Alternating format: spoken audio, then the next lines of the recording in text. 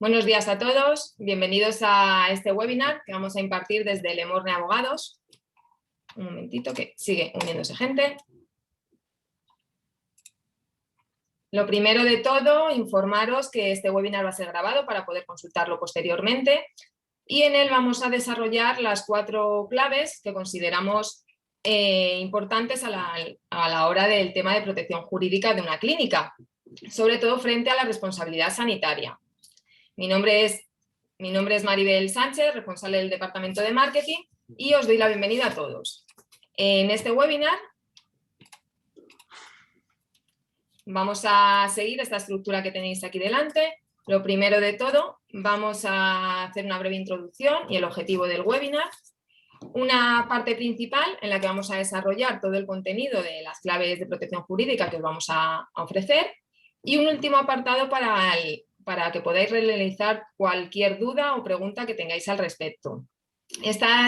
Este apartado, para ser más dinámico y poder contestar el máximo de preguntas posibles, os agradeceríamos que a través del chat podáis ir escribiéndolas directamente a lo largo de toda la presentación, para así al final del todo poder responder el máximo de ellas posibles. No obstante, todas estas preguntas o dudas que tengáis van a ser respondidas, si no es en el webinar porque nos quedemos sin tiempo, posteriormente os enviaremos un resumen con toda esa información.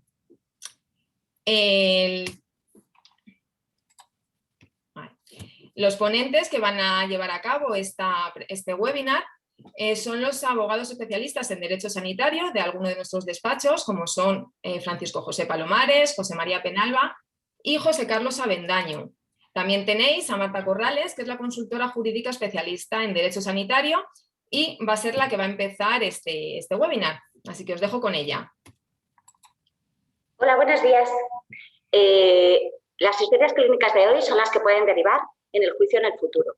Entonces, el objetivo de este webinar es trasladaros información y analizar el punto de vista jurídico del desempeño de vuestra función para daros los puntos claves que nosotros necesitamos. Igual que vosotros en vuestro trabajo utilizáis herramientas o vuestras herramientas pueden ser la piel, la edad de vuestra paciente o los hábitos que tiene, para nosotros son elementos básicos que nos permiten desarrollar nuestro trabajo con seguridad.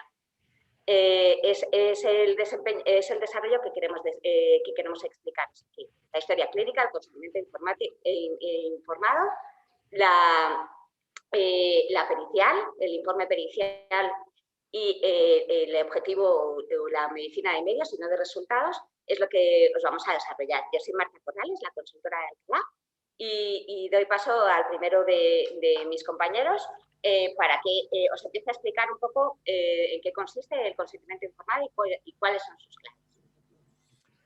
Hola, buenos días. Bueno, yo soy José María Penalba, como ya os han dicho al principio, y voy a hablaros un poquito sobre el consentimiento informado. ¿Por qué es muy importante hablar del consentimiento informado? Pues porque esto es una exigencia que nos establece la legislación vigente, en concreto la Ley 41/2002 de 14 de noviembre, básica, reguladora de la autonomía del paciente y el derecho y obligaciones en materia de información y documentación clínica. ¿Qué es el consentimiento informado? Aunque todos sabéis de qué va porque lo utilizáis todos los días, pero bueno, vamos a establecer un pequeño repaso. El consentimiento informado es la conformidad libre, voluntaria y consciente de un paciente, manifestada en el pleno uso de sus facultades después de recibir la información adecuada para que tenga lugar una actuación que afecta a su salud.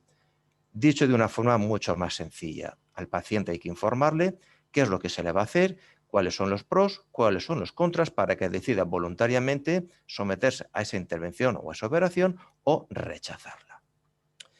¿Por qué es importante, además de que nos lo exige la ley?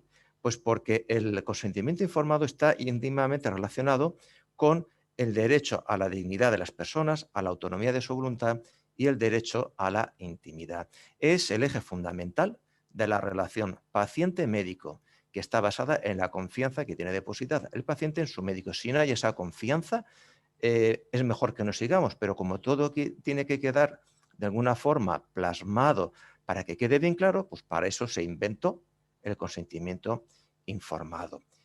¿Quién es el responsable de que ese consentimiento informado se gestione adecuadamente? principalmente es el facultativo, el médico, el cirujano que esté encargado de hacer esa intervención. Hay otras personas que pueden intervenir, pero es el principal, el que está en la punta del iceberg. Para que este consentimiento informado pues, sea correcto, es necesario que cumpla una serie de requisitos. Es lo que conocemos con un contenido mínimo. ¿Cuál es ese contenido mínimo que tiene que tener todo consentimiento informado? Pues nos lo dice la misma ley.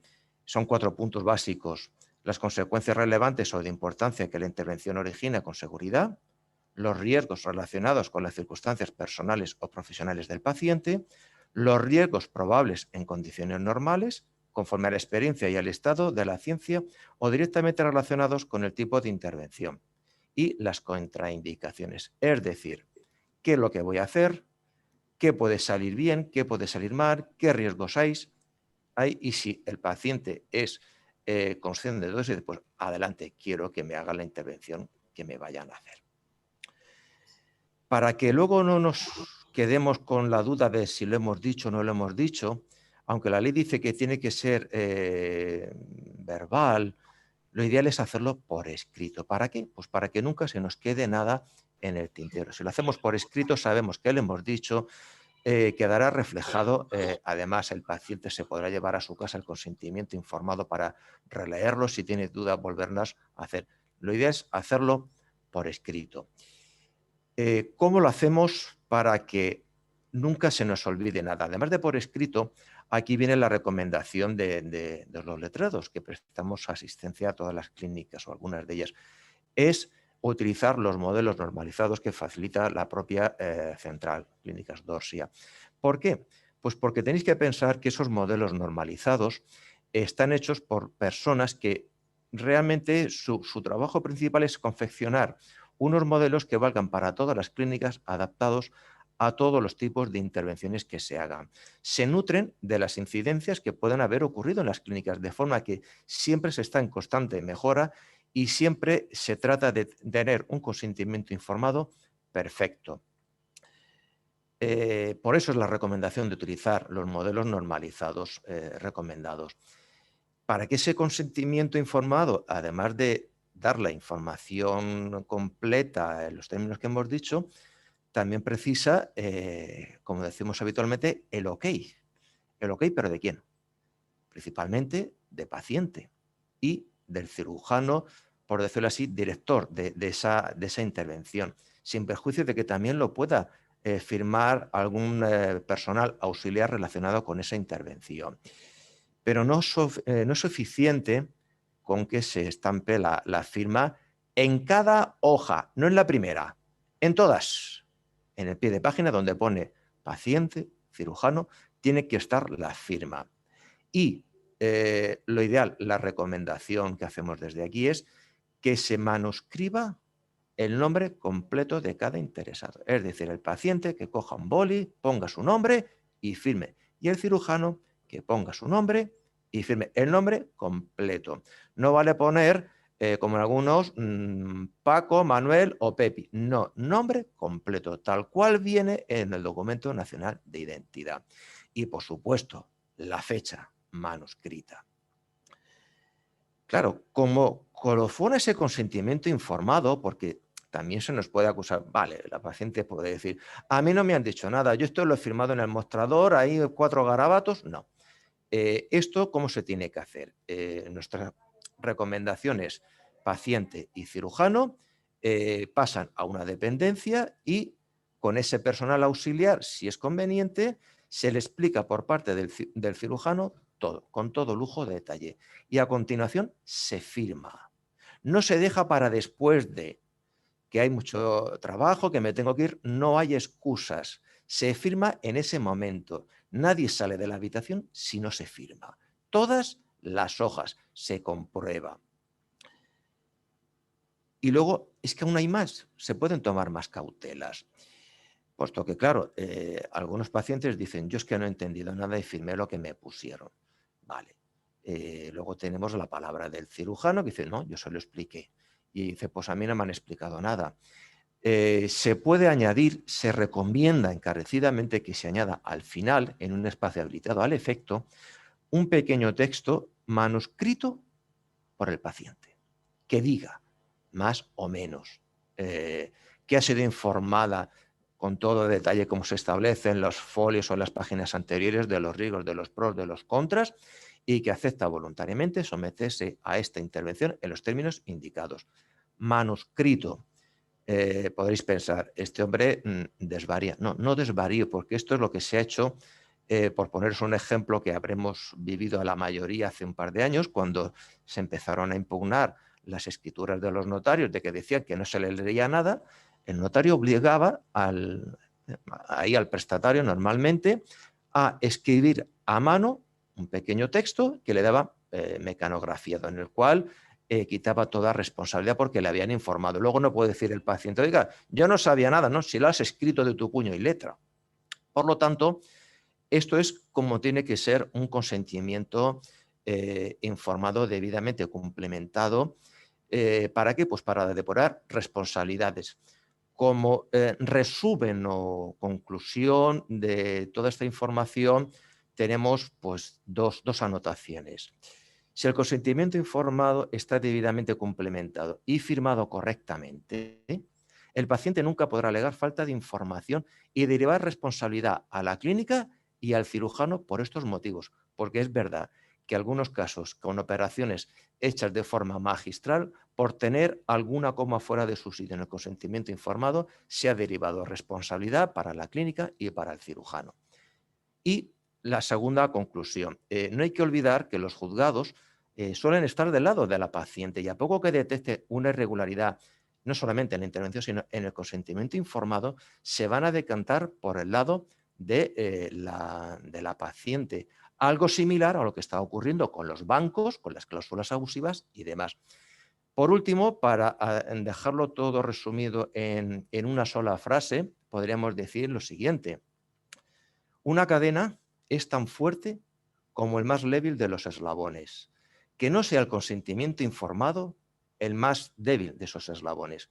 Y dicho esto, devuelvo la palabra a la moderadora, a Marta, para que continúe con el resto de las ponencias. Gracias por la atención prestada.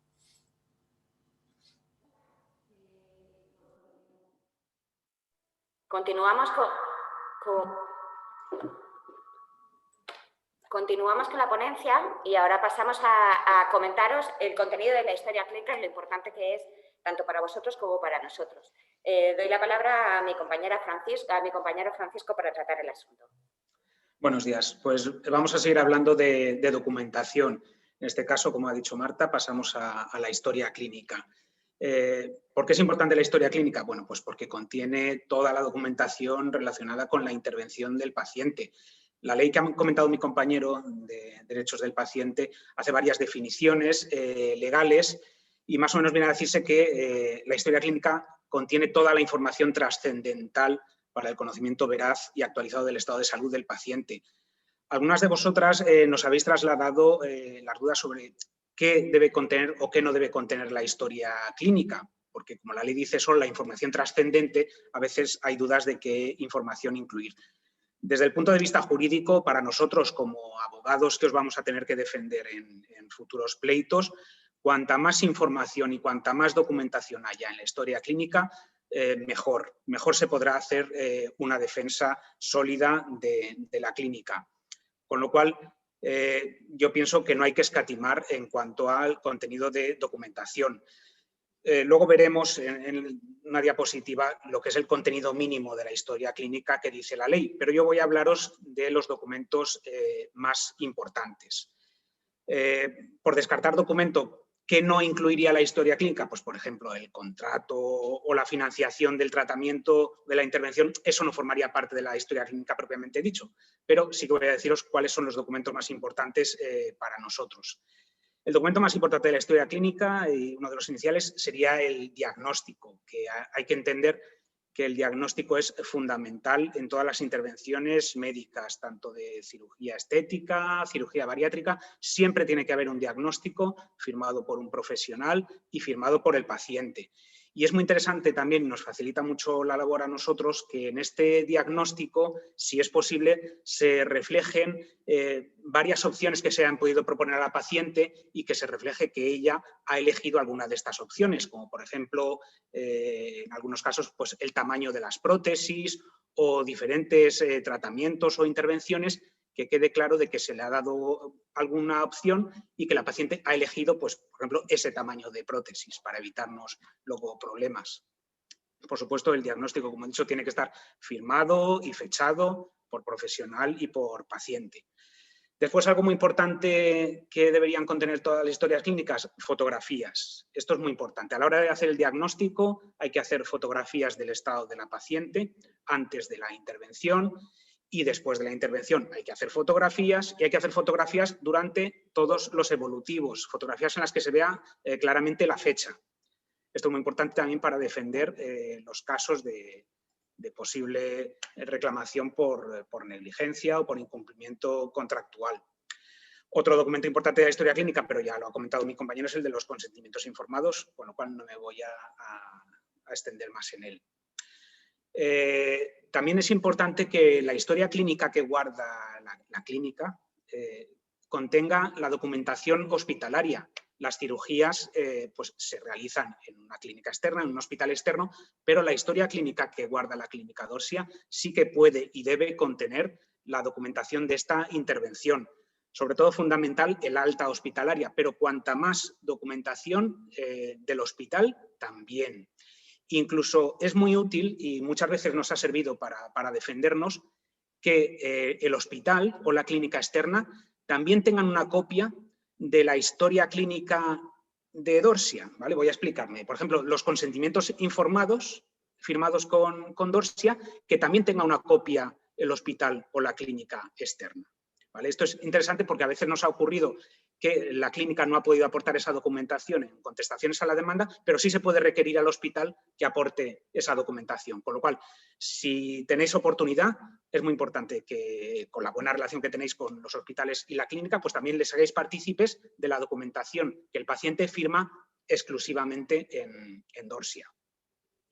También es muy importante para la historia clínica que los evolutivos estén firmados por el personal sanitario que corresponda, ya sea enfermera o profesional o cirujano médico, y por la propia paciente, y que estén fechados. Pero más importante incluso aún que estos evolutivos es la ausencia del paciente en las revisiones pactadas. Muchas veces nos ocurre que el paciente alega insatisfacción con los resultados, incumplimiento, negligencia, pero lo que ha ocurrido realmente es que ha dejado de asistir a las curas o a las revisiones programadas. ¿Cómo demostramos esto? Como los abogados, pues no basta con enseñar al juez un pantallazo del programa de gestión en el que la recepcionista anote que la paciente no ha venido, ¿vale? Sería interesante que se dejara sin rellenar una de las fichas de evolutivo con la fecha programada y que se haga una indicación, paciente no viene, y que lo firme el cirujano, la cirujana, el profesional, la enfermera, para que quede claro que es la paciente la que no ha querido, no ha podido o no ha ido a esa cura o a esa revisión programada. Nos estamos encontrando muchas situaciones últimamente, sobre todo en balones. Está pactado la retirada del balón a los 6 meses, pero por lo que sea el paciente no viene y luego reclama que no se lo hemos retirado. Bueno, pues que quede claro que no ha venido. Y no solo eso, además, estas situaciones tenéis que ponerlas en conocimiento de los abogados, porque aquí lo ideal es que le hagamos un requerimiento fehaciente al paciente, por ejemplo, un burofax, ¿vale? Para recordarle que está obligado a continuar el tratamiento. El paciente también tiene que poner por su parte en las intervenciones y en el tratamiento y está obligado a acudir a las fechas programadas para retirarle este balón, por ejemplo, o para revisar las cirugías. Y así no puede luego achacarnos a la clínica o a los profesionales ningún tipo de negligencia, porque ha sido él el que no ha colaborado con el tratamiento, con la curación. También muchas de vosotras nos trasladáis dudas de qué hacer cuando una paciente acude a la clínica y solicita su historia clínica. No pasa nada, tiene total y perfecto derecho a tener una copia de su historia clínica, ¿vale? Pero la clínica no se lo tiene que dar en el momento. tiene que rellenar una solicitud. No hace falta que sea un modelo específico, puede ser una solicitud firmada y fechada de la paciente en la que solicita una copia de su historia clínica y no se la podemos negar, pero no se la vamos a dar en ese momento, ¿vale? En ese momento registramos la solicitud y le decimos que la pondremos a su disposición en un plazo de 15 días, por ejemplo, ¿vale? Mientras tanto, pues lo que tiene que hacer la dirección de la clínica es recopilar toda la documentación, comprobar que están todos los documentos y que nosotros, los abogados de las clínicas, pues también revisemos que está toda la documentación y que todos los papeles que tienen que llevar alguna firma o alguna fecha los lleven. Y todo eso revisarlo conjuntamente por la dirección de la clínica y por nosotros los abogados antes de dárselo al paciente. Y no hay ningún problema. El paciente puede solicitar por sí misma la historia clínica o puede solicitarla otra persona, pero que cuente con autorización del paciente. Hay que tener en cuenta que la historia clínica contiene datos muy personales y muy protegidos y no le podemos dar la historia clínica a cualquier persona. Pero un paciente sí que puede autorizar con una autorización, nombre, apellidos y fotocopia de DNI a otra persona, a un pariente, a su abogado, por ejemplo, a solicitar esta historia clínica y nosotros no podemos negarnos. Ahora sí que podemos ver esa diapositiva con los documentos mínimos que dice la ley que debería contener la historia clínica, que ya los conocéis, pero vamos, los más importantes serían los que yo ya os he relatado. Y ya, pues nada, doy paso a mi compañera para que os presente al próximo ponente. Sí. Hola, buenos días a todos. Yo soy José Carlos Avendaño, que soy el responsable sanitario en Madrid y bueno, pues lo que os voy a tratar de explicar de la forma más sencilla posible es el informe pericial, las repercusiones que tiene y en qué consiste. En primer lugar, la prueba pericial o qué es un informe pericial. Pues propiamente es un dictamen que emite un profesional que es especialista en la materia, bien con titulación o no, sobre determinadas materias donde el juzgado no tiene conocimientos. ¿Qué dos tipos de periciales existen? Existe, por un lado, la pericial de parte, que es la que fundamentalmente vamos a hablar aquí en esta exposición, y la pericial judicial. Siempre, cuando tenemos un procedimiento judicial, podemos optar por cualquiera de las dos. En este caso, nosotros siempre vamos a recomendar optar por la pericial de parte por varias razones. En primer lugar, porque los peritos de parte son peritos que nosotros conocemos, sabemos cómo trabajan, son expertos, conocen muy bien la materia y directamente nos van a ayudar a enfocar de una forma clara e inequívoca cómo va a ser la defensa. Frente a un perito pericial, que un perito pericial ya se va a encontrar con una demanda de la paciente, con una contestación de la clínica o del cirujano y que va a ser elegido por insaculación. ¿Qué quiere decir? Pues que es jugárnosla en cuanto a que no conocemos realmente si tiene pericia o no en la materia, qué conocimientos tiene y cómo se puede posicionar frente a la clínica o frente al paciente. Por todo ello, pues siempre vamos a partir de un informe pericial. Ese informe pericial, ¿qué es lo que va a tratar? Ese informe pericial pues, tiene un objeto muy variado. Normalmente, el informe pericial lo que nos va a delimitar es, en primer lugar, si ha existido una buena o una mala praxis por parte del cirujano. También, si los medios que se han empleado, tanto por la clínica como por el cirujano, son los correctos o no. Como también es muy importante si la metodología que se ha empleado es la más correcta. Es decir, que no haya una pérdida de oportunidad del paciente porque no se haya elegido un buen tratamiento. Además, es muy importante en cuanto a los informes periciales, para que tengan un buen éxito, lo que han explicado mis compañeros que me han precedido en el uso de la palabra. Por un lado, es fundamental que los consentimientos informados sean correctos. ¿Por qué? Porque muchas veces o en algunas ocasiones nos vamos a encontrar con que hay un resultado no deseado, pero si el consentimiento informado es adecuado y es totalmente ajustado a derecho y está bien hecho, pues al haber y el existir un derecho de información correcta, eso nos lo va a reflejar el perito, porque todos sabemos pues, que en determinadas ocasiones puede haber malas cicatrizaciones, puede haber encapsulamientos que todos conocemos, pero si no se ponen bien en el consentimiento informado, luego el informe pericial se desmonta porque el paciente no ha sido bien informado. También Una vez que analizamos si existe o no existe mala praxis, si la actuación ha sido ajustada o no ha sido ajustada a derecho, tenemos la segunda parte, que nos lo puede hacer un mismo perito o otro diferente. Nosotros, por unidad y por coherencia, preferimos que sea el mismo perito, que nos haga una valoración del daño corporal. Es decir, ¿qué es una valoración del daño corporal? Ver si realmente los perjuicios que nos reclama la paciente son ciertos o no son ciertos y si existe un nexo de causalidad entre la actuación del profesional y el nexo que padece. ¿Por qué? Porque muchas veces los informes que nos presentan de contrario están absolutamente hinchados, muchas veces no están motivados y, aunque lo fundamental es salir indemnes en un procedimiento judicial, pero también una buena pericial nos puede ahorrar mucho dinero cuando desgraciadamente hay una condena a la hora de evaluar los daños y perjuicios. Vuelvo a insistir, el informe pericial, aunque a veces se nos permite examinar a la paciente, tenemos que estar y darnos cuenta que en este caso somos la clínica, es decir, que primero nos han puesto una demanda. Fundamentalmente el sustrato básico es que esté, como ya he dicho, bien el consentimiento informado y que además el historial médico esté impecable, porque al final muchas veces lo que se nos va a basar nuestro perito es en lo que hay atrás, y lo que hay atrás muchas veces es un reflejo documental. Por eso es muy importante, por ejemplo, las fotografías. Ya lo han explicado mis compañeros, pero yo insisto, que estén bien datadas, que las firme la paciente, las fotografías de antes y de después, porque normalmente en un informe pericial de contrario lo que nos vamos a encontrar son las fotos más horrorosas después de una intervención y no nos van a poner el evolutivo que hay 5 meses después.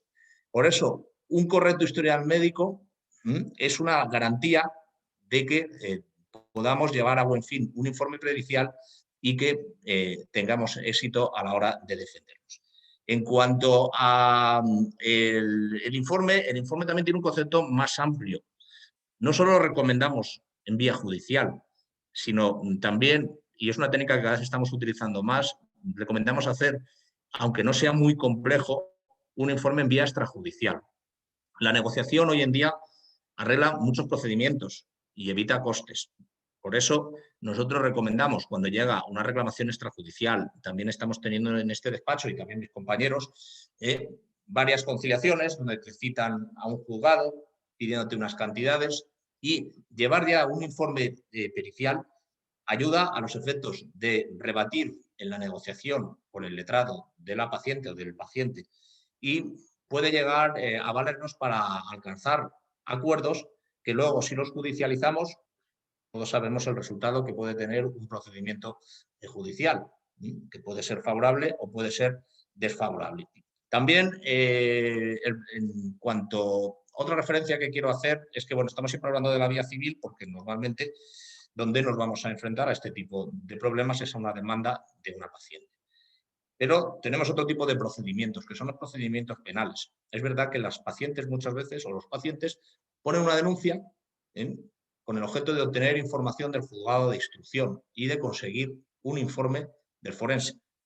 Que todos sabemos pues, que los informes del forense muchas veces no son especialistas en cirugía estética, sino que están especializados en tratamiento de lesiones generales, como puede ser una pelea, y es importante personarse en esos procedimientos penales desde un principio, acompañar bien la documentación e incluso recomendamos acompañar ya informes periciales porque luego ese informe forense que emita, que normalmente no suele tener recorrido estos procedimientos en vía penal, sí puede ser utilizado en una posterior vía civil y nos puede perjudicar. Por todo ello, tenemos que ser y tenemos que prevenir con este tipo de informes desde el inicio. Es decir, que yo recomiendo no esperar, como hacemos habitualmente, a una contestación a la demanda para acompañar ese informe pericial, sino que en muchos casos, y sobre todo cuando ya se ha iniciado no solo una reclamación judicial, sino que tenemos un procedimiento penal abierto, pues es interesante llevar a cabo este tipo de actuaciones. En cuanto, muy brevemente, el informe pericial, ¿quién lo emite? Aunque sea de perogrullo, normalmente suele ser un cirujano, porque es el técnico especialista en la materia y además pues suele tener una titulación en valoración del daño corporal, donde pues, nos puede ayudar a que el informe sea completo.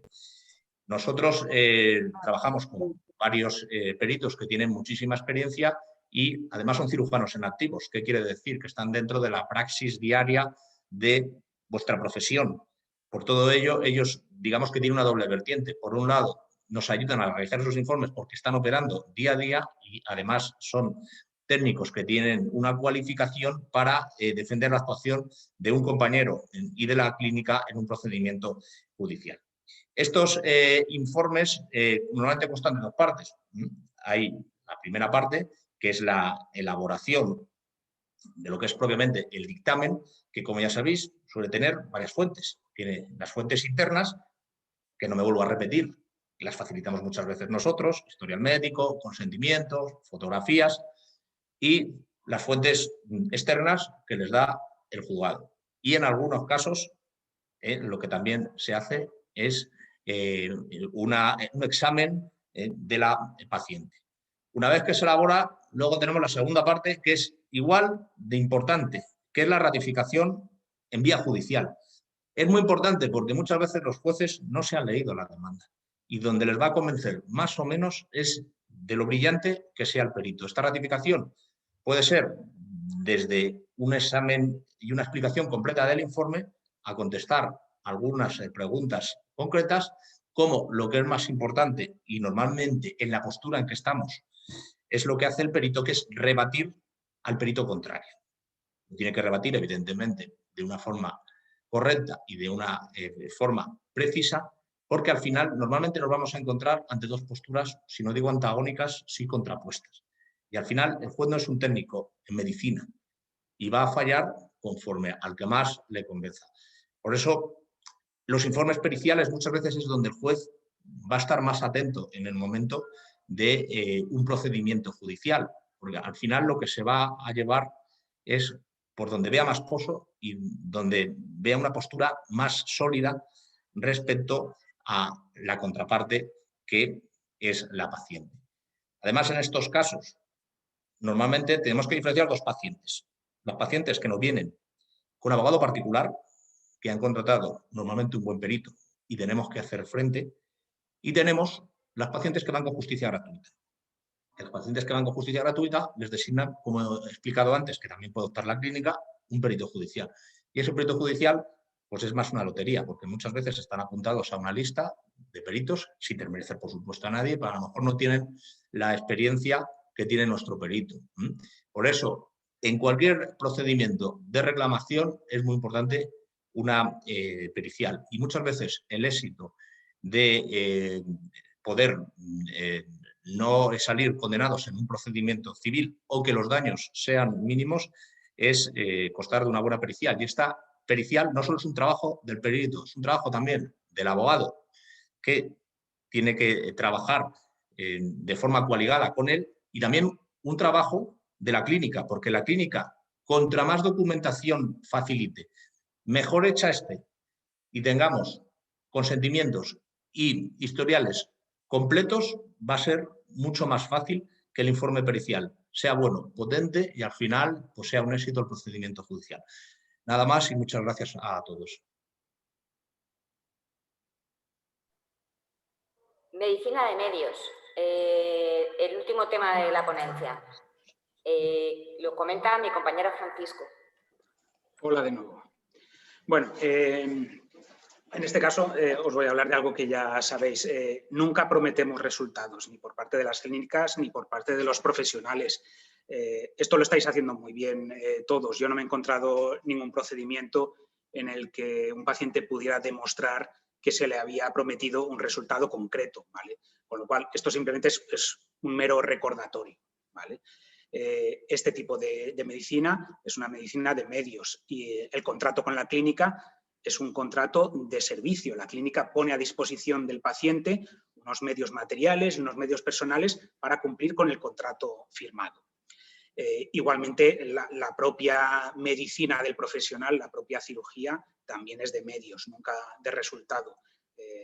La jurisprudencia avala totalmente estas características, con lo cual aquí no vamos a tener problema. Pero sí que me gustaría comentaros como anécdota que a veces los pacientes cuando reclaman por negligencia o por incumplimiento contractual aportan conversaciones por WhatsApp con las asesoras estéticas.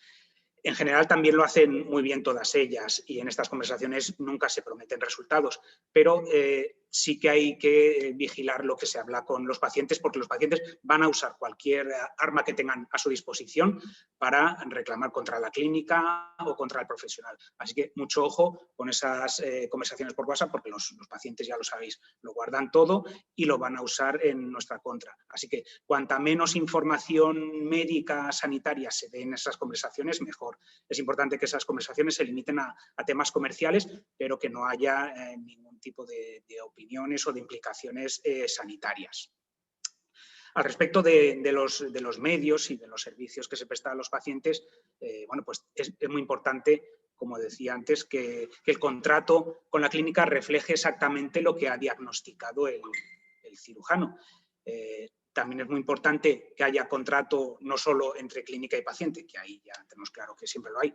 También es muy importante que haya contrato por escrito entre la clínica y los profesionales autónomos que prestan servicio para ella, los profesionales mercantiles, ¿vale? Es importante que haya un contrato por escrito en el que se reflejen las obligaciones, los derechos y los deberes de cada una de las partes. Y también es importante que haya un contrato por escrito con los hospitales o las clínicas donde se llevan a cabo estas cirugías externas para evitarnos problemas. En estos contratos pues también deben estar delimitadas las responsabilidades de cada uno y frente a quién tienen esas responsabilidades.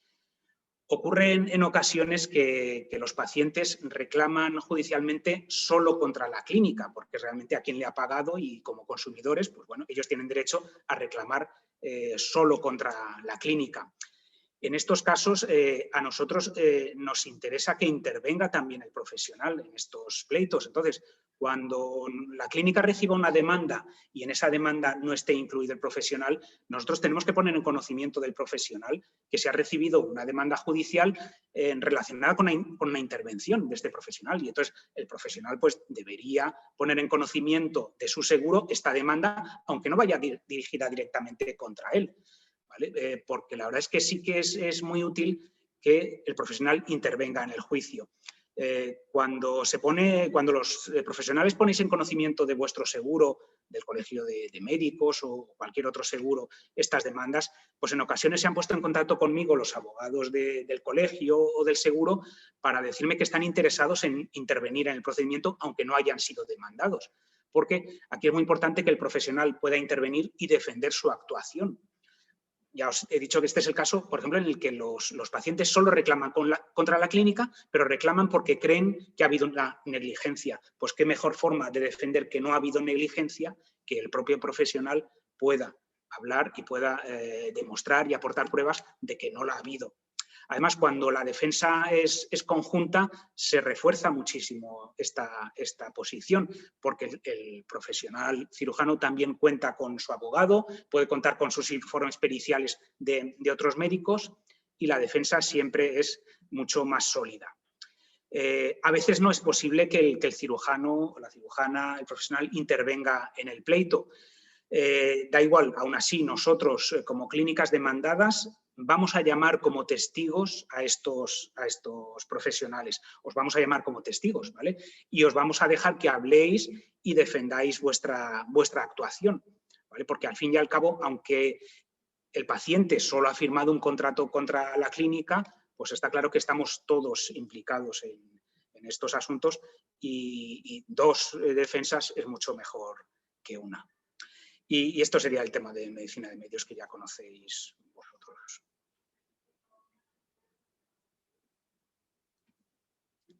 Bueno, pues hemos llegado al final de las ponencias que yo creo que han sido francamente interesantes y queríamos pasar a unas preguntas que habéis anotado en el chat, no sin antes deciros que estamos a vuestra disposición, que aquí hay unas cuantas preguntas que seguramente surgirán más.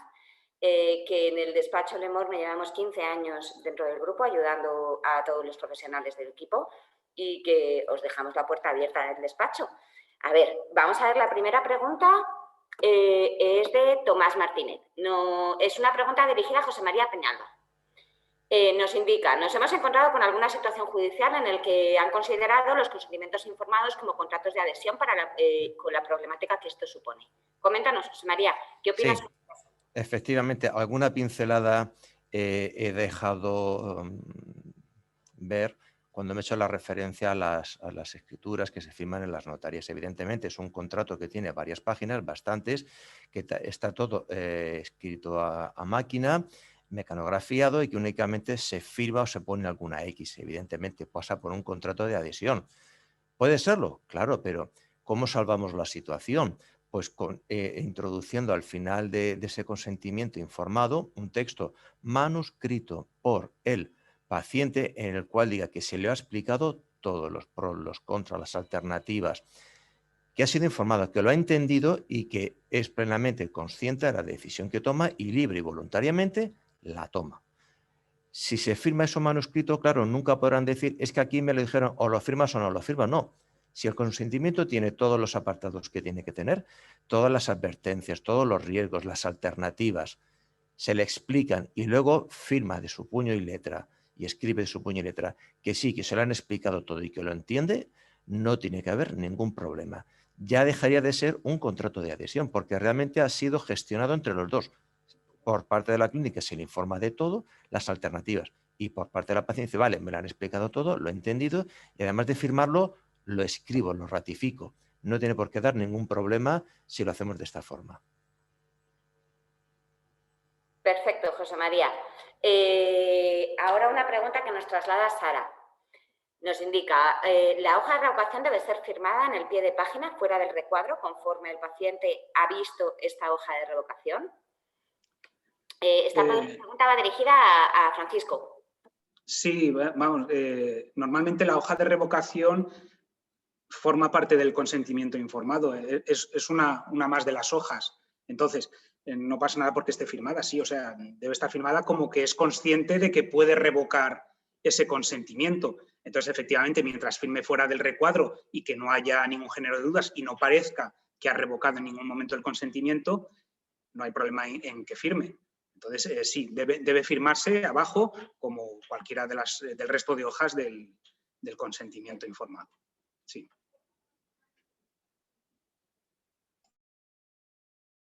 Otra para ti, Paco, que ya que te tenemos aquí. Nos preguntan sobre la solicitud de la historia clínica. ¿Con una autorización normal se puede solicitar la historia clínica a otra persona o hace falta un poder notarial? A ver, la ley dice que se puede dar a quien tenga la representación debidamente acreditada. Un poder notarial es una de las formas de acreditar representación, pero no la única permitida en derecho. En caso de duda, pues para eso estamos los abogados. Nos preguntáis, oye Paco, ¿ha venido con este papel? ¿Le puedo dar el historial clínico o no? Lo mejor es ver cada caso en concreto, ¿vale? Pero la ley no excluye otro tipo de representaciones. Os voy a poner un ejemplo. Imaginaros, la paciente sí que acude a la clínica a presentar la solicitud de historia clínica. Como os he dicho, no se le va a dar en ese momento, pero en el momento de solicitarla dice, aunque la esté pidiendo yo ahora, va a venir a recogerla mi novio. Y entonces ella firma una autorización para que fulanito de tal, con DNI y tal, recoja en su nombre el historial clínico.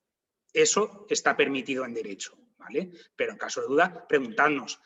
¿Qué no estaría permitido? Pues eso, que se presentara el novio o el familiar diciendo, no, es que ella lo pidió y vengo yo. No, eso no está permitido. Ni siquiera que un abogado, que sepáis que es abogado, os envíe un correo electrónico pidiendo el historial clínico. No.